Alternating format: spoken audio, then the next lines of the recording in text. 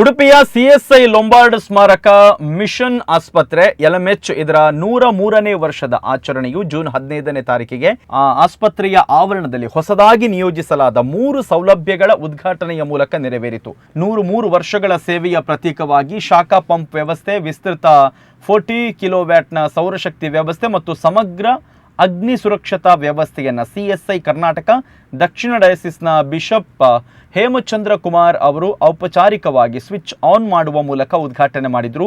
ಆ ಬಳಿಕ ಆಶೀರ್ವಚನವನ್ನು ನೀಡಿದರು. ಡಾಕ್ಟರ್ ಸುಶೀಲ್ ಜತ್ತನ್ನ ಯೋಜಿಸಿರುವ ಪ್ರತಿಯೊಂದು ಯೋಜನೆ ಕೂಡ ವಿಶಿಷ್ಟ ಮತ್ತು ಪರಿಸರ ಸ್ನೇಹಿಯಾಗಿದೆ. ಇನ್ಸ್ಪೈರ್ ಯೋಜನೆಯು ಅದೊಂದು ಕೇವಲ ಹೆಸರಲ್ಲ, ಇತರರಿಗೆ ಸ್ಫೂರ್ತಿ ನೀಡುವ ಯೋಜನೆಯಾಗಿದೆ. ಈ ಆಸ್ಪತ್ರೆಯು ಒದಗಿಸುವ ಸೇವೆಯು ಉಡುಪಿ ಮತ್ತು ಸುತ್ತಮುತ್ತಲಿನ ಪ್ರದೇಶಗಳ ಜನರಿಗೆ ಪ್ರಯೋಜನವನ್ನು ನೀಡುತ್ತೆ ಅಂತ ತಿಳಿಸಿದರು. ಇನ್ನು ಸಭೆಯನ್ನು ಉದ್ದೇಶಿಸಿ ಮಾತನಾಡಿದ ಎಲ್ಎಂಎಚ್ನ ನಿರ್ದೇಶಕ ಡಾಕ್ಟರ್ ಸುಶೀಲ್ ಜತ್ತನ್ ಅವರು 103 ವರ್ಷಗಳ ಕಾಲ ಸಮುದಾಯಕ್ಕೆ ಯಶಸ್ವಿಯಾಗಿ ಸೇವೆ ಸಲ್ಲಿಸಿದ ನಂತರ ಆಸ್ಪತ್ರೆಯು ತನ್ನ 104ನೇ ವರ್ಷದ ಸೇವೆಗೆ ಕಾಲಿಡ್ತಾ ಇದೆ.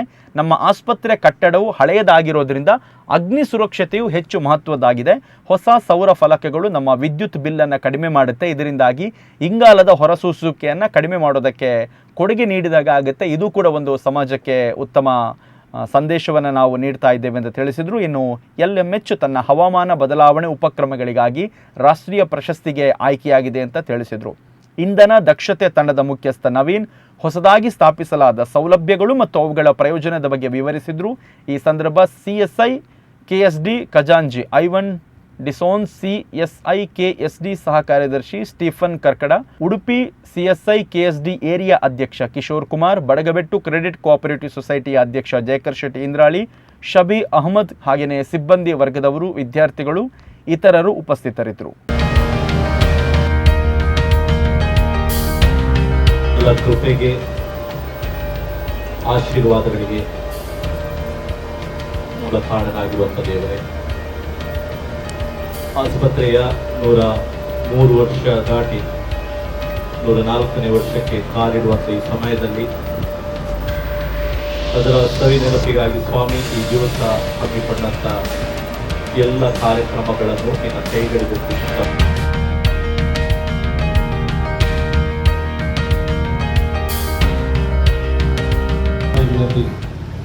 ಕೃಪಾ ಸಹಾಯವನ್ನು ನೀಡಿ ಯಶಸ್ವಿಯಾಗಿ ಎಲ್ಲವನ್ನು ಮುನ್ನಡೆಸಲು ಪ್ರೇರಣಾದಾತರಾದಂಥ ಯೇಸು ಸ್ವಾಮಿಗೆ ಪ್ರೀತಿ ನಮ್ಮ ತಂದೆಯಾದ ದೇವರೇ, ಲಂಬಾರ್ಡ್ ಮಿಷನ್ ಆಸ್ಪತ್ರೆ ತನ್ನ 103ನೇ ವರ್ಷದ ಆಚರಣೆಯನ್ನು ಇದು ಮಾಡುತ್ತಾ ಅನೇಕ ಅಭಿವೃದ್ಧಿಯ ಕಾರ್ಯಗಳಿಗೆ ಚಾಲನೆ ನೀಡುತ್ತಾ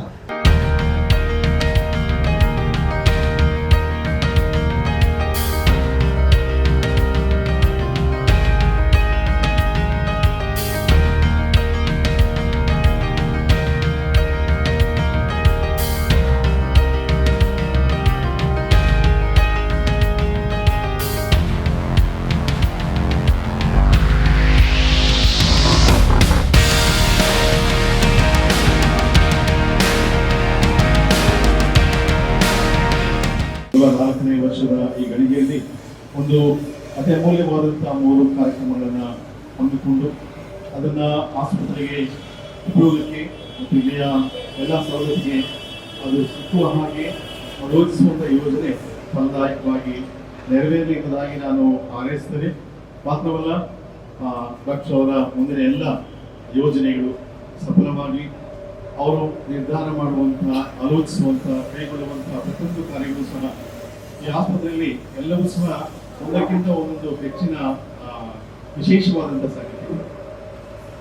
ಕಳೆದ ವರ್ಷದಲ್ಲಿ ಹಲವಾರು ಸಂಗತಿಗಳನ್ನ ಅವರು ಮಾಡ್ತಾ ಇದ್ದಾರೆ. ಈ ವರ್ಷದಲ್ಲಿ ಸಹ ಹೇಳ್ತಾ ಇದ್ದಾರೆ, ನಮಗೆ 3 ಕಾರ್ಯಕ್ರಮ ನೆರವೇರಬೇಕು, ಅದನ್ನ ಅನ್ಕೊಂಡಿದ್ದೇವೆ. ಇದು ತುಂಬಾ ಖರ್ಚಿದೆ. ಇದು ಸಣ್ಣದಾಗಿ 3 ಕಾರ್ಯಕ್ರಮ ಅಂತ ಅನ್ನಿಸಿದ್ರು ಸಹ ಇದರಲ್ಲಿ ಇನ್ವೆಸ್ಟ್ಮೆಂಟ್ ಜಾಸ್ತಿ ಇದೆ 3 ಸಹ.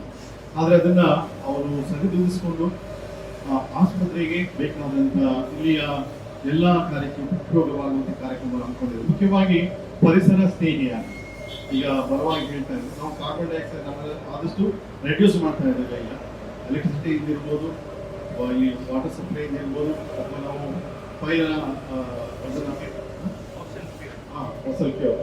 ನಮಗೆ ಒಂದ್ಸಲ ಹೇಳ್ತಾರೆ ಇನ್ಸ್ಪೈರ್ ಅಂತಂದ್ರೆ ಕೇವಲ ಆಗುವಂತೆ ಒಂದು ದೇವರು ಸಹಾಯ ಮಾಡಿದ್ದಾರೆ. ಅದಕ್ಕಾಗಿ ನಾನು ಸಲ್ಲಿಸುವುದಾಗಿದ್ದೇನೆ. ಅದೇ ರೀತಿಯಲ್ಲಿ ಈ ಆಸ್ಪತ್ರೆಗೆ ಒಂದು ಉತ್ತಮ ರೀತಿಯಿಂದ ಈ ಹಾಸ್ಪಿಟಲ್ ನಡೆಸಿಕೊಂಡು ಬಂದಂತಹ ಸುಶೀಲ್ ದತ್ತನ್ನ ಅವರಿಗೂ ಕೂಡ ನಾನು ಧನ್ಯವಾದ ಹೇಳ್ತೇನೆ.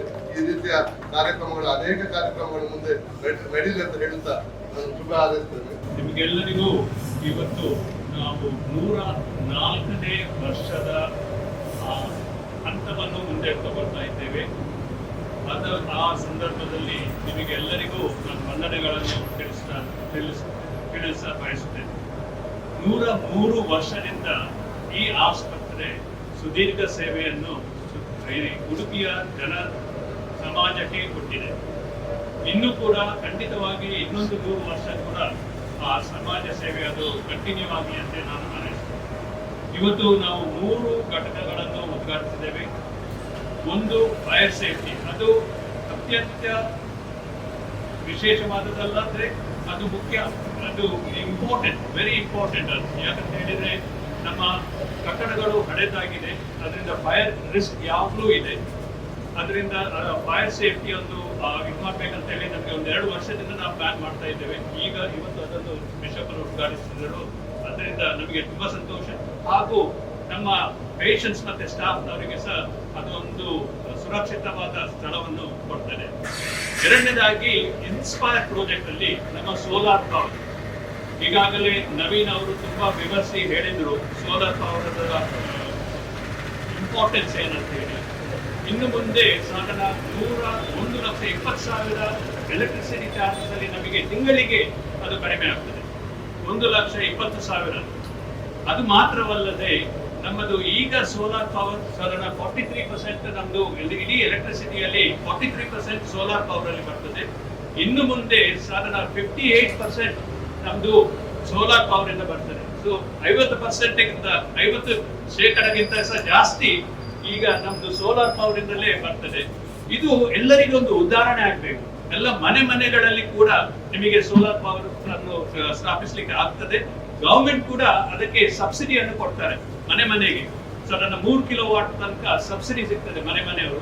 ಅದನ್ನು ನೀವು ಸೋಲಾರ್ ಪವರ್ ಅನ್ನು ಯೂಸ್ ಮಾಡಿದ್ರೆ ನಿಜವಾಗಿ ಎನ್ವೈರನ್ಮೆಂಟ್ ಅನ್ನು ನೀವು ಸಸ್ಟೈನಬಿಲಿಟಿ ಮಾಡಬಹುದು. ಅದರ ಕ್ಲೈಮೇಟ್ ಚೇಂಜ್ ಅನ್ನು ಕೂಡ ಅದನ್ನು ಪ್ರಿವೆಂಟ್ ಮಾಡ್ಲಿಕ್ಕೆ ಆಗ್ತದೆ. So solar power is very essential in reducing carbon emissions. ನಾವು 3 ವರ್ಷದಿಂದ ಕಾರ್ಬನ್ ಎಮಿಷನ್ಸ್ ನಾವು ಮೆಜರ್ ಮಾಡ್ತಾ ಇದ್ದೇವೆ. ಅದು ಕಾರ್ಬನ್ ಎಮಿಷನ್ಸ್ ಅಂತ ಆಸ್ಪತ್ರೆಯಿಂದ ಅದು ಕಡಿಮೆ ಆಗ್ತಾ ಇರ್ತದೆ. ಸೊ ಇದು ಒಂದು ಮುಖ್ಯ ರಿನ್ಯೂಬಲ್ ಎನರ್ಜಿಯಲ್ಲಿ. ಇದೇ ಶನಿವಾರ ನಾವೊಂದು ನ್ಯಾಷನಲ್ ಅವಾರ್ಡ್ಗೆ ಸಹ ಇದು ಶಾರ್ಟ್ ಲಿಸ್ಟ್ ಆಗಿದೆ. ನಮ್ಮ ಕ್ಲೈಮೇಟ್ ಚೇಂಜ್ ಇನಿಷಿಯೇಟಿವ್ಗೆ ಏನಾಗ್ತದೆ ಅಂತ ಗೊತ್ತಿಲ್ಲ, ಆದ್ರೂ ಶಾರ್ಟ್ ಲಿಸ್ಟ್ ಆಗದೆ ಅದೊಂದು ದೊಡ್ಡ ಉತ್ತಮ ಇದು ನ್ಯಾಷನಲ್ ಲೆವೆಲ್ ಅಲ್ಲಿ. ಸೊ ಅದು ಇನ್ನೊಂದು ಇದು ಹೀಟ್ ಪಂಪ್. ಇದು ಈಗ ಇಷ್ಟುವರೆಗೆ ನಮ್ಗೆ ಎಲ್ಲ ರೂಮ್ ಅಲ್ಲಿ ಗೀಸರ್ಗಳು ಬೇಕು. ಸಾಧಾರಣ 25-30 ಗೀಸರ್ಗಳು ಇತ್ತು. ಇನ್ನು ಮುಂದೆ ನಮ್ಗೆ ಗೀಸರ್ ಅಗತ್ಯವಿಲ್ಲ. ಎಲ್ಲ ನಾವು ಅದನ್ನು ಡಿಸ್ಮ್ಯಾಂಟಲ್ ಮಾಡ್ತಾ ಇದ್ದೇವೆ. ಈ ಹೀಟ್ ಪಂಪ್ ಮೂಲಕ ನಾವು ಇಡೀ